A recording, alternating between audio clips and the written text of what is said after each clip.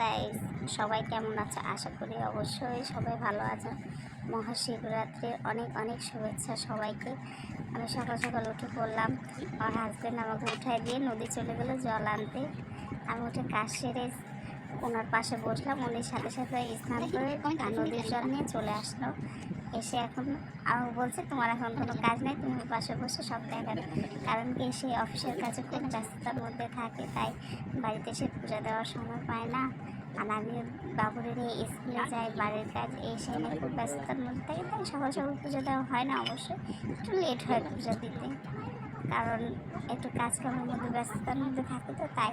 এখন সে বললো তুমি কোথাও যাবো না, আমার পাশে বসে আমাকে একটু দেখায় তো কীভাবে আমার পূজা করা লাগবে। তাই আমি পাশে বসে ওনাকে দেখাই দিতেছি, ঘি মধু দিয়ে বাবাকে অভিষেক করো, ভালোভাবে ওনার স্নান করায় সিংহাসনে বসাও।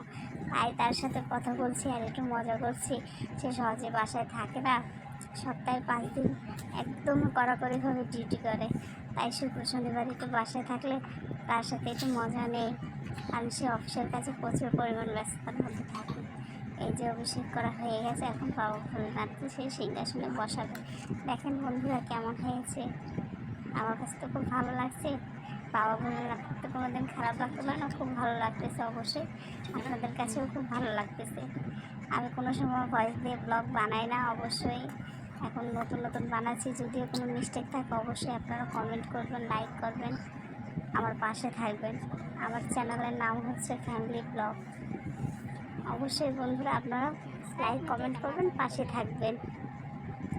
এই যে উনি বেলপাতা দিল, কালকে ডেকোরেশন করছিল, তাই আমি দেখাইছি অবশ্যই একটা ব্লগে আমি অবশ্যই এটা দেখাইছি।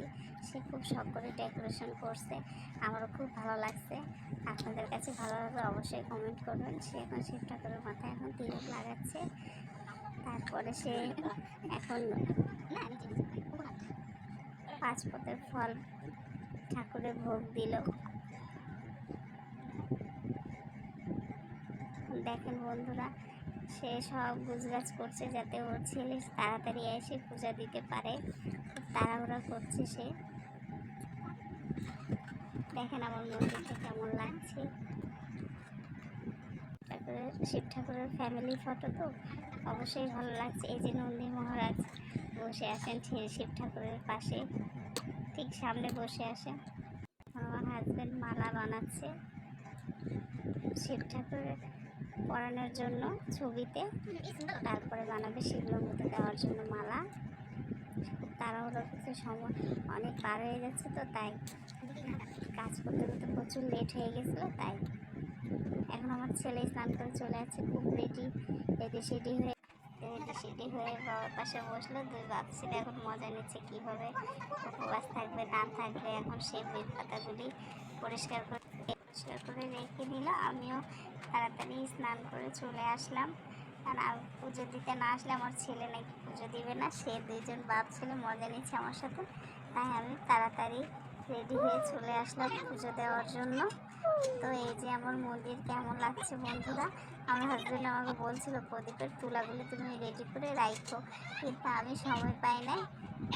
তাই আমার হাজব্যান্ড আমার সাথে মজা করছে আর প্রদীপের তুলা রেডি করছে, কারণ অনেক লেট হয়ে যাচ্ছে, তো রোদ উঠে যাচ্ছে, আমার ছেলে আবার ক্ষুধা লেগে যাবে। তাই তাড়াহুড়ো করে সে রেডি করলো। এখন আমার ছেলে বাইরে দুষ্টুমি করে আসলো, এখন 2 বাপ ছেলে বসে এই যে পূজা শুরু করে দিল। বন্ধুরা আমিও দেখছি, অবশ্যই আপনারাও দেখেন।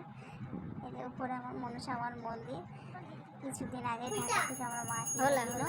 মন্দিরটা কেমন হচ্ছে অবশ্যই আপনারা বলবেন। এই যে আমার দুষ্ট ছেলেটা এখন পুজো দিচ্ছে।